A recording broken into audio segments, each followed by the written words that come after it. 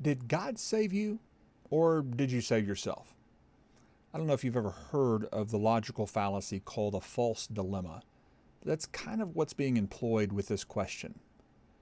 Because the truth of the matter is, the answer to that question is yes. There's a sense in which God saves you. There's also a sense in which you save yourself.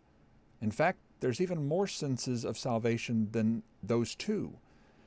Let me explain through an analogy. Suppose I go to the doctor, and the doctor diagnoses me with a terminal illness. But he says, there's good news. There's a medication that if you take it, you'll still live. And so I take the medication and I live. I could say, the doctor saved me in one sense, right? I could also say in one sense, the medicine saved me, right?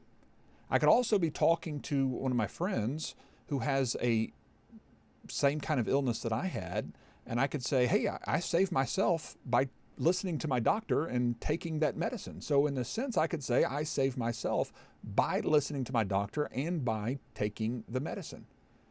I could also say, with all of that, God saved me. Why?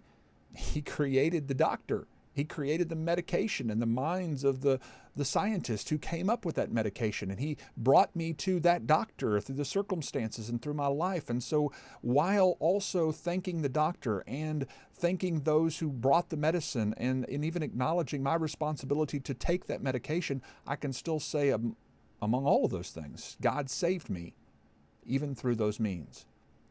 The doctor, a preacher, for example, can also be seen as one who saves. The medicine, like the gospel, can be seen as that which saves. The sick are like the lost. And God the Creator are all a part of the process of reconciliation. What is reconciliation? Reconciliation is bringing together of two parties.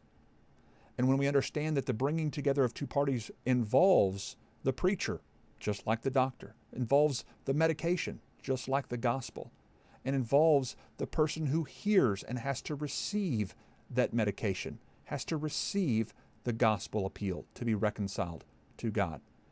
And that is all a work of God. God's the one who brings that preacher. God's the one who brings the gospel. God is the one who opens our ears and our eyes to see and to hear and to know things that we wouldn't know otherwise. How can they believe on one whom they've not heard? God's the one who gives us the ability and the capacity to hear and to respond to His truth. That's a balanced view. And it actually takes in all of the scriptures, not just one or two that fits your systematic. When we understand that all of these passages need to be taken into account, because there's some passages that talk about the work of the evangelist to save. There's others passages that talk about saving yourself. For example, in Acts chapter 2, verse 40, when Peter says, save yourselves from this corrupt generation, he's not having to worry about theology police correcting him by calling him a Pelagian or something of that nature. He's not worried about it because he understands that in one sense, you are saving yourself by listening to the gospel and repenting, just like one is saving himself by listening to the doctor and taking the medication. So next time somebody asks you or accuses you of believing you're saving yourself, just remind them there's different ways in which we can talk about salvation. And there's different understandings based upon different passages and how we take them, that we're looking at God's work in reconciling the world to Himself through the means that He's chosen. Hopefully this has been helpful. Thanks. Bye.